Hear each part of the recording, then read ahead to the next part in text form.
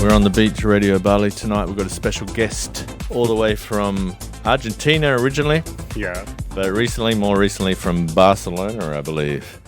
We're with UBBAH. And it says here, among the very few artists to ever surface from Buenos Aires underground music scene, which I don't really understand, UBBAH has slowly but steadily made a name for himself in the electronic music genre. Hailing from a small town 30 kilometres north of the country's capital city, UBBAH's success is deeply rooted in his perseverance and love for the craft. Deep techno, dark and hypnotic sounds have left an imprint on him that has served as an inspiration for his very own productions. And UBBAH is playing at Red Ruby tomorrow night. So we invited him in to have a little chat. Thanks for having me. Yeah. Amazing. Yeah, I'm good. I'm resting these times, these days. I'm just chilling here in Bali, enjoying the island, and I'm ready for Saturday. And you've been here since Sunday, apparently. Yeah. And have you spent time in Bali before? No, just like last year was the first time. But last time I only stayed like 1 or 2 days, I think, maximum. Right. And this time I wanted to go around a little bit longer and in different areas. But more or less, had a look around. Yeah, but I didn't do that much, but it's okay. I mean, I was a little bit tired, so I really have a good rest, and I enjoy a little bit the beach. It's good. Yeah. So what was the attraction about Bali in particular? I mean, I went to Uluwatu. I stayed more near the Dreamland beach and chilling on the beach. Yeah, a nice villa near 5 minutes from the beach. And you were down there? Yeah, that's nice. So it was nice. So did you get around? Did you go to any bars or anything and check it out, or you're keeping away from that? I mean, usually I try to get away from that, but I think after a week I was kind of like, okay, maybe I need to push myself and go around. So I have people recommend me to go to a bar, and I just like went there for a couple of beers, and then I came back. Yeah. Which bar was that? I would just let you know in 1 minute. Yep. So that I don't. Got you by surprise. Yeah, it's let me see. It's Cash.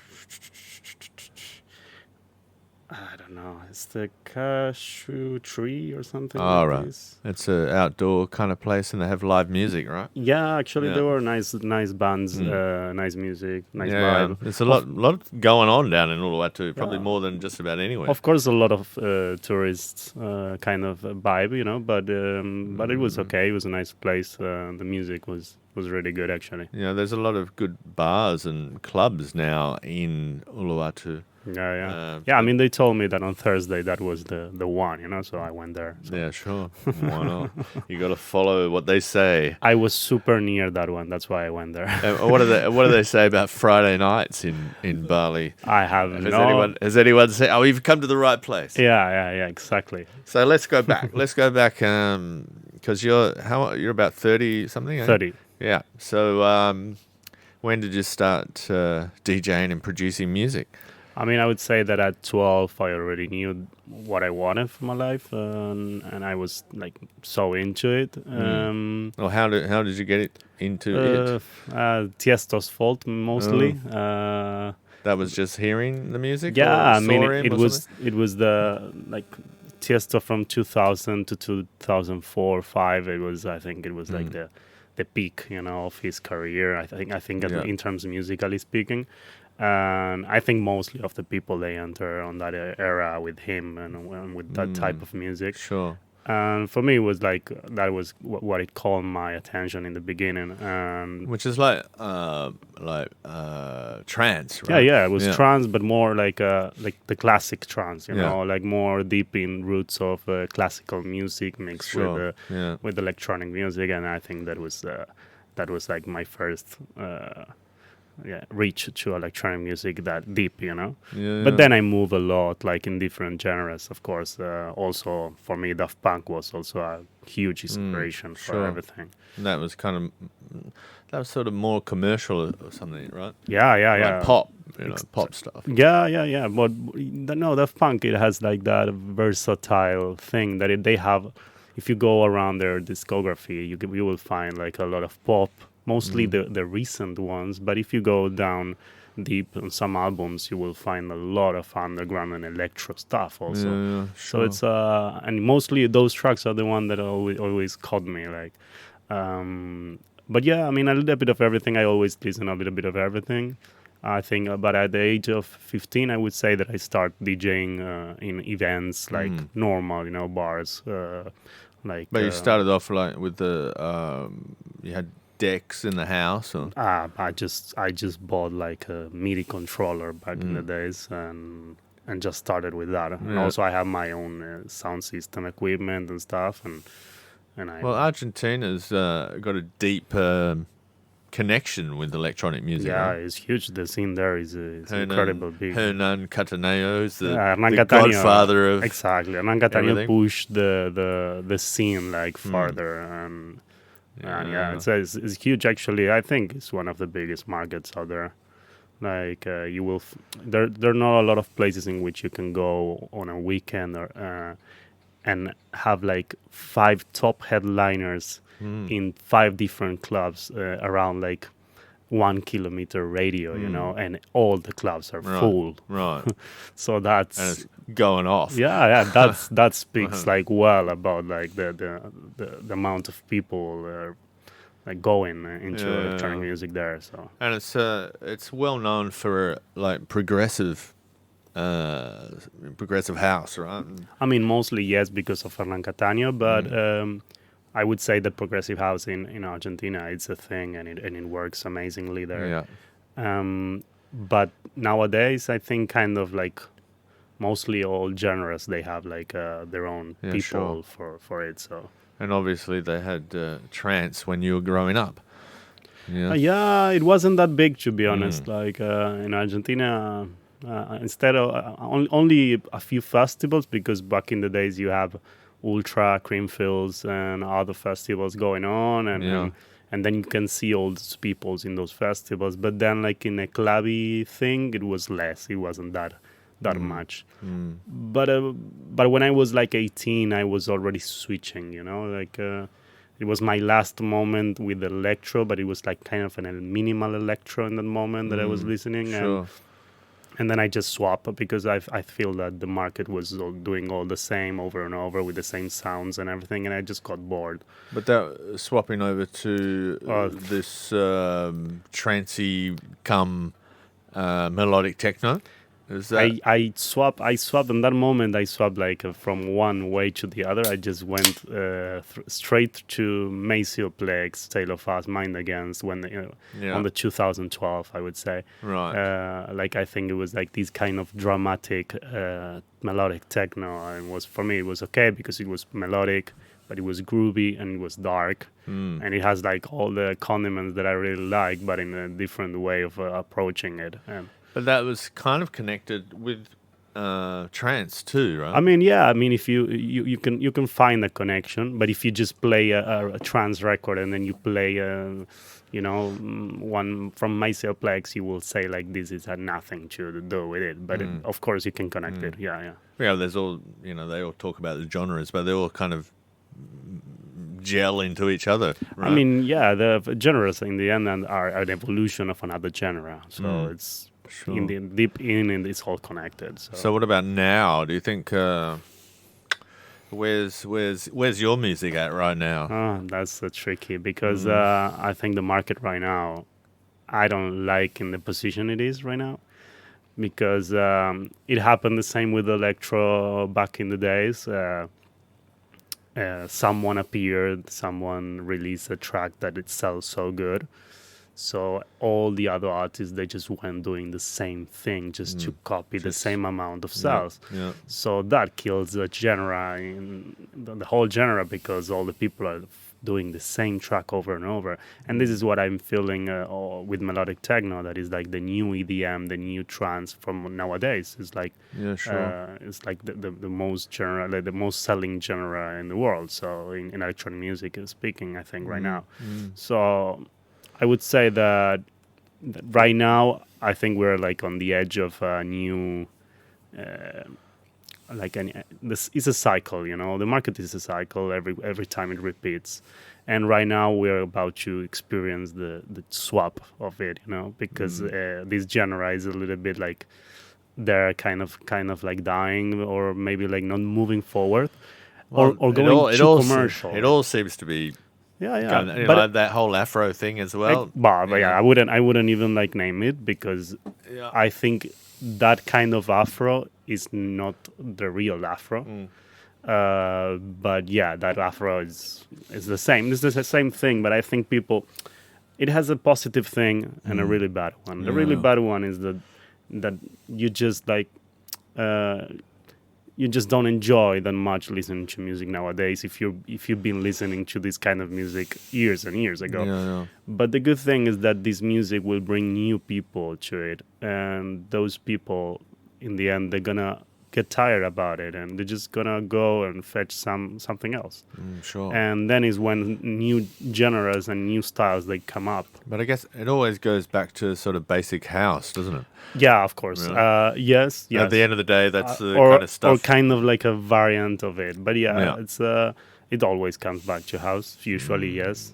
Because when everything goes so pop or so square in terms of so music, predictable. you just need something more groovy and maybe something more out of what you're used to. But then then you start looking back in time and finding those old sounds, and then you're being a producer. So what sort of like inspiration? You've just come out with I saw you've just come out with some tracks recently, a month ago, and they're really kind of banging, they're monster anthems. But yeah, I mean, for me, it's that like I think like looking to my music in the past years, I think what most connected with people were the music in which like I do the music that I like the most, actually, that is mixing this what people like about like melodic techno, melodic house, whatever, but mixing it more into this Daft Punkish electro kind of sound, So that middle point in between, like it's not so hard to swallow, because it's not that electro.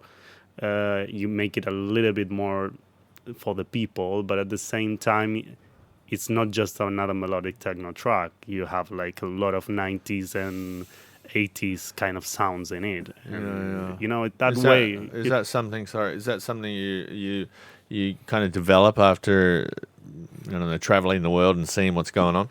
I think after a lot of years of producing music, I would say, like when I started, when my first release was a deep house track, dark deep house track. Then I went to tech house. Then I went to progressive house. Then I went to melodic techno. Then I did indie dance. Then I did also Afro house. I went back to indie dance, and then I go back to melodic techno and indie dance mix each other. A bit organic. Yeah, I mean, in the end, it's just that I think for any producer, it's important that you just explore a little bit of everything, just to push yourself to different genres and to push your production limits, like over and over. And I think this it's always an evolution of something, and but I always kept one thing, that is like the sound, like even though if you listen to a track from 7 years ago, I still have like kind of a sound, and you can always say like, okay, this sounds like Cuba, and this is what you always want to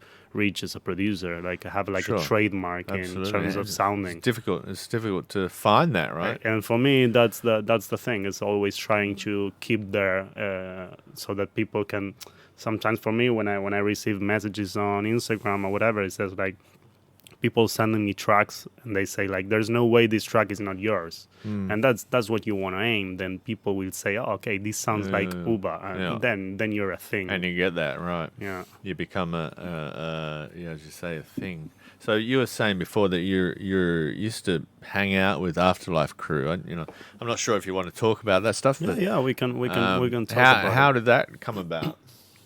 I mean, Afterlife, it was always for me, it was always a label that I really wanna be part of it, because it represents a lot of the sound that I liked over the years, and the whole thing, the whole product, the whole market, everything.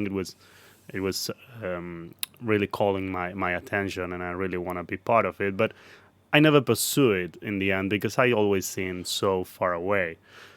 So I always did other things around, but my music always fit with that label, And in the moment in which I went far away from that kind of sound, that it went more indie, more electro, more on other side, that I would say I was sounding much more dynamic, much more like Solomon kind of vibe, rather than Afterlife. And in that moment, I was about to release. I released an EP on Syncopat, and I have like 2 tracks that they like it, but they say like, the thing is a little bit too dark for us. And then I don't know, like Solomon didn't want them, like no one wants them, and it was like, okay, I don't know, like okay, I'm just gonna send it to Afterlife, but like I'm not expecting them. I wasn't even looking if they were watching videos to see if they were playing it or not. I just send it just to send. Because it was an email for me. That's it.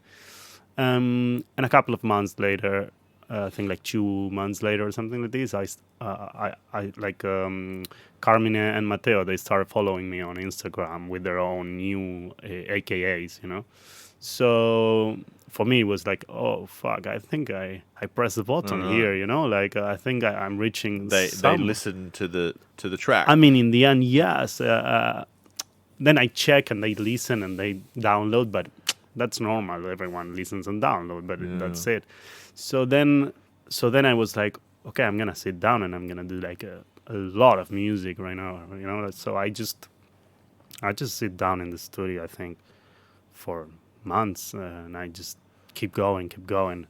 And I came like, I was about to do a tour in Europe, in Asia, Middle East, and it was my opportunity to see if I can reach near them and present myself, like I always think that it's important for you to put a face to the music, So I went there. My plan didn't went well, to be honest. But I went there, and when I just reached Europe, I received an email saying, like, I really like the music, but I need to listen more, But I was already prepared because I already had like 7 new tracks that I knew that they were going to like. Ready for them. Yeah, Similar tracks. I prepared. I wouldn't say similar, but I would say that actually between each other they were so different. So for me, it was a way to cover like different areas and to show that I'm capable of doing different stuff and not just one track over and over. Sure. So this is what I wanted to show, and when they told me this, I just sent the music, and I didn't receive any answer. My window of opportunity to get into a show of them, it was just like 1 or 2 days. That's it. And I really want to go, but only if I get a ticket. The event was sold out. I have no contacts. There's no way of contacting them. So I was like, okay. I just played in Beirut, and I was coming back to Barcelona. The event was in Barcelona. They never replied, so I just got a normal flight, reaching just like late. But I was kind of lucky, I would say, because that day it rained, so they postponed the event later on the night in a club instead of doing open air. So when I was on my stop, I think it was Berlin or something like this, I received the email like, okay, if you want to come, like, contact me. This is my cell phone number, like whatever. And then it was like, okay, this is the thing. Like, there you are. I just arrived, like I was with fever, feeling like really bad, and I just go straight to the club. But they didn't add me to the VIP section. I just entered like a general guy. Okay. So it's impossible to get backstage, near him, So you just need to be super creative. So I went there, and I was just thinking like, how am I gonna get there, and I managed to like just make it, like illegally. A little gap through the fence. I think like 3 times they almost kicked me out of the club just because I trying to get closer and closer. Yeah, of course. I mean, it was my opportunity, So, and that night they played like 3 or 4 tracks from the ones I sent. So, oh, really? Oh, yeah, so it was cool. amazing. So I was looking at the clock and was like, okay, I think in 10 minutes maybe they're gonna end the set. I need to be like just behind them by that moment because I need to see them and speak with them, So, and I made it. I mean, I had problems with security, but in the end, I made it. You jumped over the top of them. Exactly. And when they end, when they turn around, I say to Carmine like, "Hey, bro, it's me, Zuba." He's like, "Bro, come with me," and he grabbed me, and we went to the green room and there backstage and stuff, and then we started talking. But after that moment, it didn't. I mean, I continued doing a lot of music and sending, and they were supporting a lot, but not a lot of things were happening. Like nothing about like you're gonna release. They keep saying like, yeah, we like the music. We're gonna speak about releasing, but nothing was happening. Right. They're probably busy, right? I mean, it's crazy the amount of of course. And the amount of people are trying to approach them with their music too. Exactly.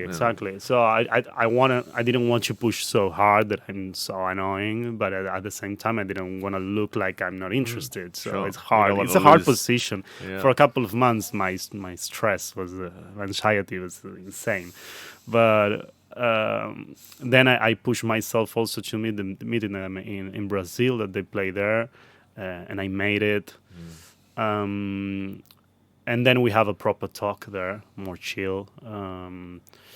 And yeah, after that, like I think 2 weeks after that or 3 weeks, he called me and he told me like, hey, do you want to come live with me, in Barcelona? We do some music together. Come and live with, shack up. I mean, I told him in Brazil that I really wanted to move to Barcelona. All right. So he's offering you space in the future, Yeah, but the problem was my papers. I was doing my Italian passport, but that thing takes time, So I couldn't actually go and live there, So, but in the end, he just called me and I say like, okay, yes, the next week I'm going. That's it. So I went. I left everything. I went there, like, and I stayed there. How long ago is this? Like 8-9 months. I stayed with him. How long ago was it? This was 2022. Okay. Oh, it's just recently. Let's say April or something like this, or May. So then you played some Afterlife shows? Yeah, a lot. From that point. From that point, yeah, I play. I think that year I play.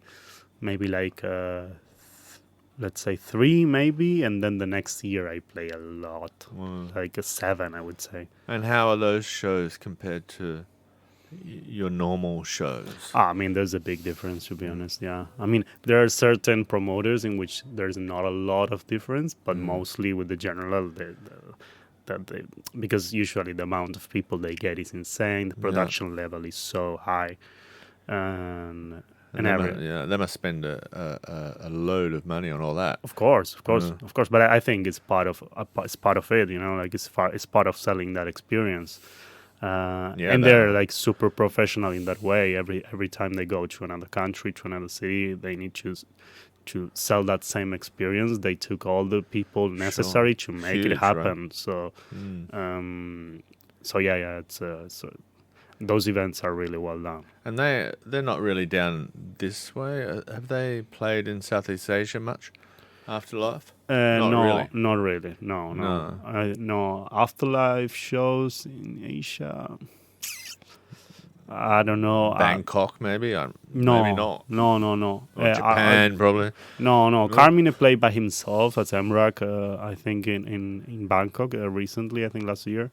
But no, they didn't. They haven't. No. They didn't do any Afterlife shows. I think down this area.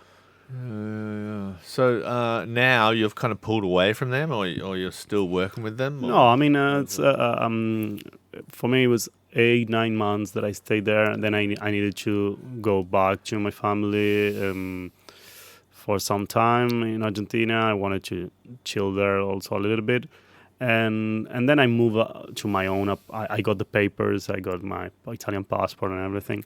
So then I moved to my own apartment. Also, he moved to Ibiza, and I staying in Barcelona. So we just keep in touch, but not living together, and Yeah. we continue doing some stuff, but a little bit less, you know. Well, it must have been a great opportunity to Yeah, just yeah, be amongst all that. yeah. It was a nice story, I think, and I'm really grateful about it. But yeah, I mean, then like you just need to continue and doing your stuff, and also the market is moving so fast that sometimes, depending on a record label and a big record label to release your music, it's a little bit slowing you down because. Like sometimes if you want to release like on dynamic music on dynamic or afterlife or whatever, maybe sometimes it took like 7 months since they want the track to release it. Right. So nowadays with Spotify market, in which like the algorithm is asking you to release every 2 or 3 weeks, then you just can't do it, you know. Is it so important to be releasing music now once you already get to some sort of point? I think it is. I think it's always needed. Like people nowadays, they especially the new, like the new market and the people from 15 till Yeah. 25 years old, they want everything immediately, and they get bored so fast. So it's not longer about listening the same track for over 1 or 2 years. They just need more and faster, and everything is going this way. So that's why Spotify is also demanding that, and all these platforms are demanding that. I mean, I wouldn't say then you just need to be like a McDonald's and releasing music every day because probably the quality is not gonna be that good. But maybe a middle point would be the best option. Not releasing one track or two tracks every 6 months, then maybe try to release over 1 month or 2 months maximum. And how about newcomers, young kids trying to break into the music scene? What do you think's the best way to go about it? Is it like just to put your music up on Spotify, or get the real backing of a label?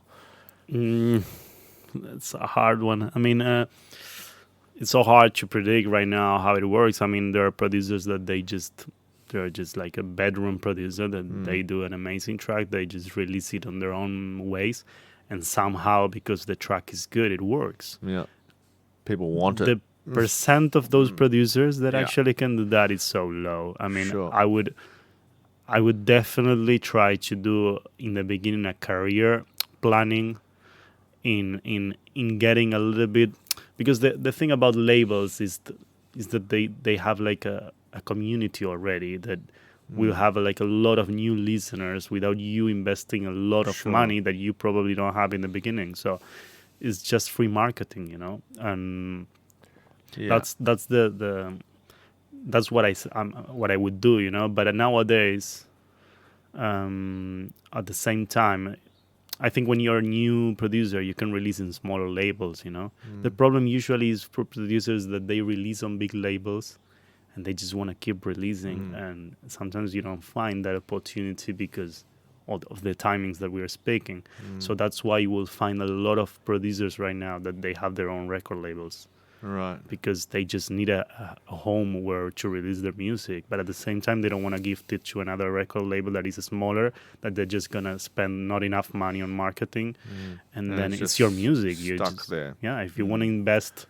Well, I guess if you've got fan base, you can just release your own label and away you go. Totally, You put it up on YouTube or wherever it is. Yeah. I mean, Spotify. and you can, and at the same time, it's also about building your own boat. You know, it's not just being part of every new boat that is going on. It's just like, okay, I'm open to releasing with other labels and big labels that work good. But at the same time, I want to be like start building my own, so that in the future I don't want to depend on this. But that's only for getting your music out there, right? Because it's not like 20, 30, 40 years ago when rock bands would release an album and sell 1 million copies.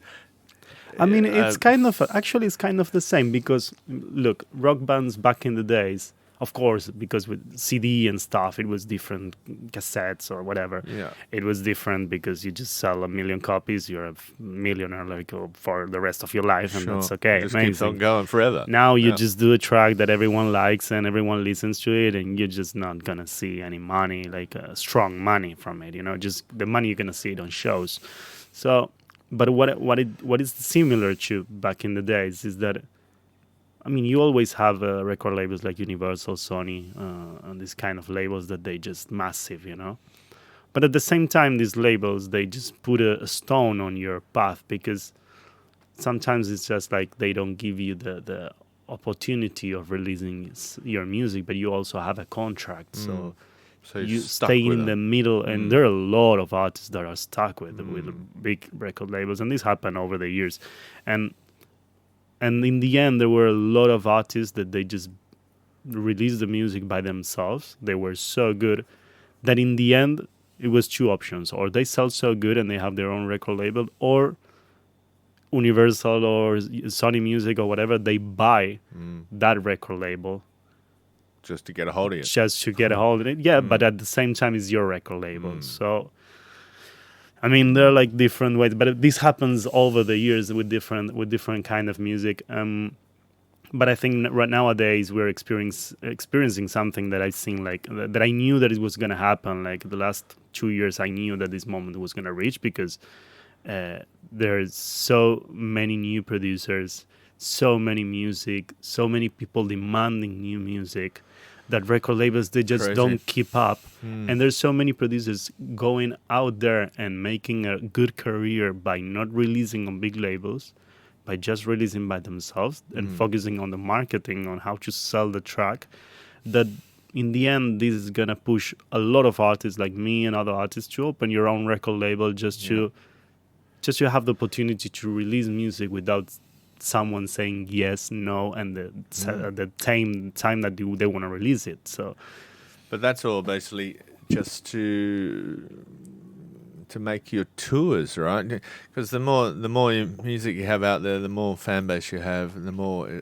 easier it is to get gigs around the place. That's more or less what it's about. Yes, but at the same time, it's not so important if you release a lot of music and then music is not being heard for the right amount of people, then I mean, I wouldn't say it doesn't matter, because it's your art and you're just exposing it out there, but I would say that it's probably it's not smart. Maybe it's more focusing on doing a little bit less but better, and spending more time on thinking and planning on marketing and communication and stuff, just to push it farther and believe more on your music than just it's not like a hamburger, it's your music. So that it's part of you. That afterlife connection must have been positive for you. For me, I mean, a lot of people knew me for that, and pushed me on big stages, and a lot of people.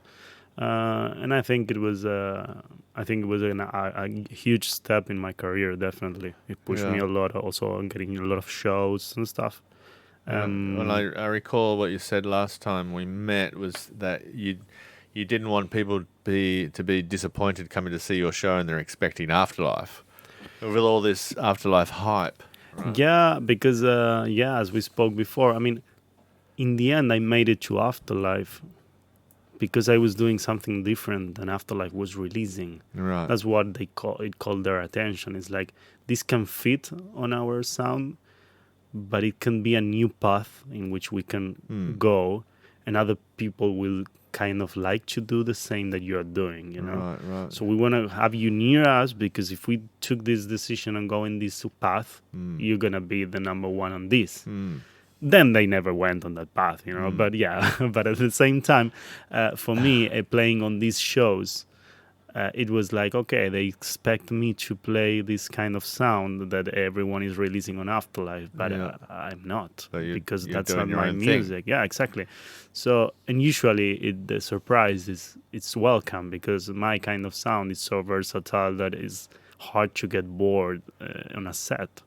So, but at the same time, it makes sense in terms of a sound. You can tell a story with it, you know.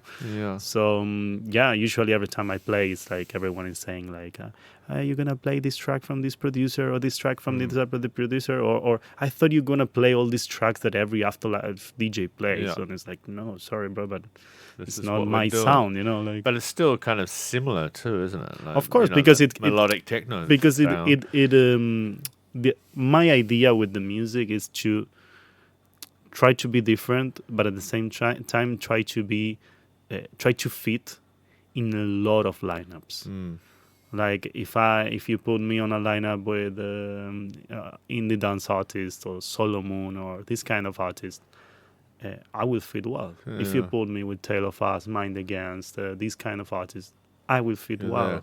So this is my idea. Like if you just want to be in a position in which you can be versatile and fitting in a lot of areas. So that was my idea always.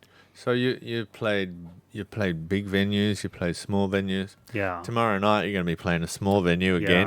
Yeah, again. Does that mean you're playing something different, or what are you going to be playing? I mean, yeah, of course, it's not the same music you play for 10,000 people that you play for, let's say, 300, 400 or yeah. 300 people. Yeah, exactly. But I would say that usually it goes better for me the small venues, because I can really read the people there. On a festival, you can't read the people. No. The people are so far away that you just don't see if they're enjoying or not.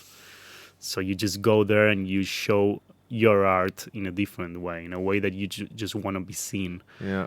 But in a club, you're You're right there. you're so close to the people that you can understand where you need to go and what they're demanding. So I think the connection is much more strong. So how was it? Like, do you remember the last show you did at Red Ruby? Did you have to change something to keep that one going? Or? No, I mean it's for me it's like a normal small normal club, show, a small club.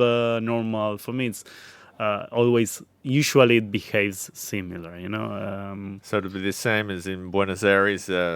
Like a club that size would basically be the same Probably gig. Usually, like it's been a lot of years that I don't play in Buenos Aires for a small club. Maybe another city, yes, but Buenos Aires is usually it's around like 1,500 people or 2,000. It's a bigger show. Yeah, it's a bigger club. It's the return of UBBAH. Yeah. No, I mean it's my hometown, and it's understandable. But for example, I just play in Oman, in Muscat. I play in a really small venue also, and How'd that go? And it went amazing. Yeah. Like, but it's like because when it's intimate, you know. Also, it happened with High Ibiza. I play also in the wild corner that is the toilet. Oh, okay. You know, so and I think it's around like that, like for 200 people, maybe 3, not much more than that. And every time I play there, it's amazing. Like it's just like a boiler room. Like you have all the people around you, right and on top of you, right? Exactly. And so for me, it goes well to connect with people, and when I have them close, it's much easier. My job is so much easier. So is it still as much fun as it was back when you first began and everything, like DJing for people? Yeah, of course. I mean, of course, in the beginning, it was the excitement was much more because it was a new thing. Yeah. And every time you get and more, the challenge was probably more. Right? Yeah, and you were more nervous and stuff. And now for me, it's like sometimes I would say it's just another day in the office, but when I'm there, I really enjoy it. Focus. I'm like a kid. I really enjoy it also. Well, it looked like you were enjoying it last time. Yeah. Red Ribbon. I always enjoy it. So we'll be looking forward to seeing that. Well, I think that just about brings us to the end of our little chat. tomorrow night, Saturday night, depending on when you're listening to this, because we'll repeat it tomorrow as well. But Red Ruby, you got to be there with UBBAH, Lucas. Actually, where's the name UBBAH come from? My last name is Uberto. Oh, So I have a friend always calling me UBBAH as a nickname. all right. So I reached the moment in which, like, okay, my name is Lucas Uberto. It's not a good producer name, you know. And I was about to release the music, and the record label was like saying, like, "Hey, you need to decide a name right now," you know. Yeah. And I was, oh fuck. I just sit down and think like, which are the nicknames people call me, you know, and try to think something. So I just wrote it in a different way, but it was just because of that. So it was. Well, you can catch UBBAH tomorrow night at Saturday night at Red Ruby from around 1 o'clock or 2 o'clock, whatever hour it is on the Saturday night. Make sure you get down there, and thank you very much for coming into the show. Thank you very much for Cheers inviting to me, you. bro. Yeah, and we'll send you back to the music. Actually, we're going to play some music from UBBAH right now, which is what's the story behind that tower? It's from YouTube. This is a live set from in Chile. This is the tallest building in South America, and yeah, like I played there for an hour and 30 minutes or 40 minutes, Right. and I decided to play only my own music. Okay. So it's all about the originals or remixes that I did. So and a lot of people and a lot of music that is unreleased. So. Awesome. Actually, we're going to be recording parts of your music tomorrow. I'm not sure if it's a whole thing or not, but I'm sure we'll be playing it here on the radio, you know, in the very near future. That building actually looks pretty, like it's on its own, right? On the video, it's like it's sitting on its own in a valley or. I mean, crazy. The thing is that building is so tall. Like when you are there, you see all the buildings are like ants. Yeah. You know, it's like There's normal, nothing else around. Normal like 20 floor building is just nothing. You know, like this is so tall. This is so tall. Anyway, enjoy the music. You're on the Beat Radio Bali. We'll talk to you soon.